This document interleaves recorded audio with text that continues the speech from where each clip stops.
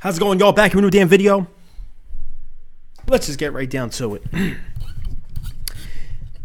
Listen, I'm coming here really late. Listen, I went to the game at the link. At one point, we're down 19-3. I'm just looking and I'm like, damn, season's on the line. Giants ripped off 2 straight wins, against the Bucs and the 49ers, who was nothing to brag about. But then again, we were looking like the Bucs and the 49ers at the time. But then I'm like, we always own the Giants, whatever. But I'm there. Woke up early, went to the link, all this and that. We're down 19-3. I didn't want to leave because, of course, I paid for these tickets. I bought them back in, July when they went on sale, face value. I'm like, but this team gave up. You're down 3 corners and your safety. Well, actually, you're not even your first string safety. Your second string safety now. Maddox was out, okay? First string was Marty McLeod. He went down, week 3 or week 4? I think it was against the Colts or the week after that. I can't remember off the top of my head. But, okay, look. I go from the game. I was relaxing. Let me lay down. Let me lay down a little bit. I lay down. I got up, took a shower. I was like, I'm about to make a video. I just felt sick. I didn't feel good. I was nauseous. Stomach was hurting. Chest was hurting. It still hurts a little bit now. But I said, you know what? Tomorrow, next day, I'll make a video, whatever. I'll just make a preview for the Monday night game. But I thought, hey, you know what? People want to see my post-game reactions. And you know what? I am thinking about what went down that game. Now, as I said, we're down 19-3. I thought the team gave up. The secondary's banged up. The offense was getting out to good starts. They were like hitting Ertz, bang, big gains, bang. I was there live. I'm seeing Wentz hitting these targets, like boom, boom, boom. I'm like, all right, here we go. And then out of nowhere, it results into a stupid play call. Once again, you got this idiot Mike Rowe, who's our offensive coordinator. We don't know how to implement Golden Tate into our offense. It's kind of struggling. The guy's good at screens, and the guy's good at all types of. He can do anything, but screens and slants is what he's best at. He take the ball from 5 yards and take it 15. The guy can take it farther than that. We know what he's about, and he can be a deep threat at times. It's not that hard to implement him. But then we're starting to run the ball down. Now, I actually know it's 3rd and 9 at one point, and you throw a screen to Golden Tate. On 3rd and 9, you want to throw a screen to Golden Tate. Now, I advise you to go for a screen with Golden Tate on 3rd and 9 if you're going to go for it on 4th down. So say you picked up 5 or whatever, so it's like 4th and 4, 4th, whatever, just whatever the situation might be, But they didn't go for it on 4th. I thought maybe, okay, you throw a screen, pick up a couple yards, and then you put yourself in a better position for 4th down. But now they just punted the ball away. It was stupid. I'd rather you call that screen on 1st down or 2nd down or 3rd and short to put you in that 4th and 1, that 4th and inches, that whatever you need, and then you just QB sneak it, plunge it in. Play call on the first was really stupid on both sides. And then I give a big shout out to that defense. I got Malcolm Jenkins. I give a big shout out to him. He literally went to Jim Schwartz and said, simplify this defense. He said the crowd noise was really loud. We couldn't get our signals. Not just that, you have Nigel Bradham, who was playing at, I think, Mike linebacker because, Jordan Hicks was out. So he was the one making a lot of the calls. It was really loud inside the link. They couldn't really hear the signals. You got guys, three new starting corners, plus you got a new third-string safety now out there. These guys are just trying to get acclimated. Malcolm Jenkins said to Jim Schwartz, hey, look, just simplify it. Give us a play. Let us know where we're going to line up, and let us just play fast. The first half, they gave up 346 yards of offense. I think they said the most by a team or the most by the Giants team since 1991 or 1993. I can't remember the exact results. I was in line to get a hot dog and a drink, and I'm looking up the screen, and they said it across 304. I'm like, 346 yards? They give that much? Christ. But then the third quarter comes around. We only gave up 3 yards of offense. 3 total in the third quarter alone. Shout out to that defense. With not even our B team, our C team, almost F, our C- team, because these are third string corners and a third string safety out there. Jenkins did that. Boom, the game turned around. And also shout out to our offensive line. They told Doug, they're giving him hand signals while they were on the field like this to run the ball. And Josh Adams once again had a hell of a game. I told you guys, give this guy the rock more than 15 plus times a game. He's your cowbell. He's the guy. He had the ball 22 times. He had 87 yards and a touchdown. And he would have had more if that 50 plus yard, whatever it was, 50-yard touchdown run was not called back. Because that was a bullshit call. It was a tic-tacky call.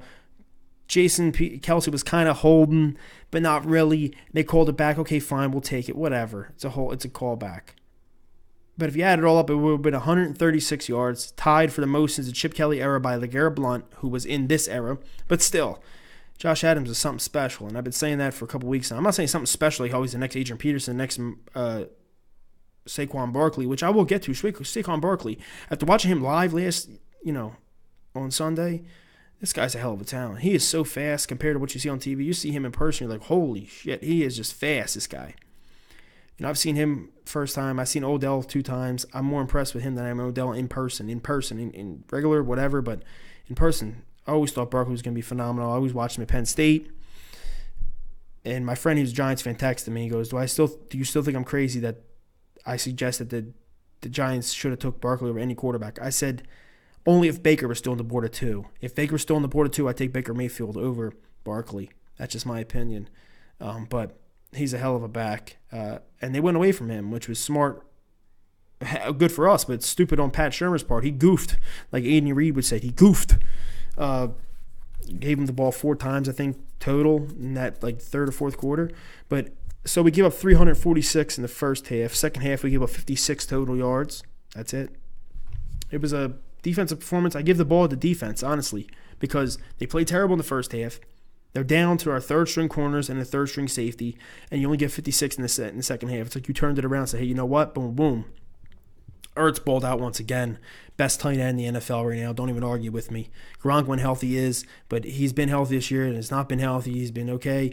But he had a solid game this week, Gronk. But overall, right now, Zach Ertz is the best tight end in the NFL. 84 catches. About to be up there with the most catches in Eagles history in a season. If he gets to 100, he's going to be at the 5th place of any tight end in NFL history. The guy's phenomenal. He's unguardable. I always said this. He's unguardable, this guy. He is a wide receiver playing tight end. His blocking's not that good. Dallas Goedert also had a solid game, too. And Wentz put us in that driving position to put us in field goal range to kick the field goal with Jake Elliott. They call him Jake the Giant Killer Elliott. Did it again. I think this was a momentum game right here where we were down. We came back. We did what we had to do. But I think our team plays best, and this is the same thing that Zach Ertz said after the game when he was on primetime, game day primetime with Deion Sanders. He got the call. He says, you ball, you get the call. He said, we are a team that when we play, when we're up, our lead is up, our defense is better because we have one of the best defensive lines and we can unleash them when we're up in the scoreboards. When we're up 14-0 or 10-3, we can unleash the defensive line to get after those QBs. We can just unleash that monsters. Now, when you're down 19-3, you can't do too much. You can't be blitzing a lot. You can't be doing certain things. And that's how it was last year. And I didn't know the formula a lot. And then I looked at him like, yo, he's right. Last year, we were up in almost every game. As soon as we came up, we scored at least 3 to 7 points in the first drive. We started out fast. Bang, bang, bang, bang. Now, on Monday night, I'm hoping for the same thing versus a Colt McCoy-led Redskins team, who I think Colt McCoy is pretty solid. I don't think he's the baddest quarterback in the world.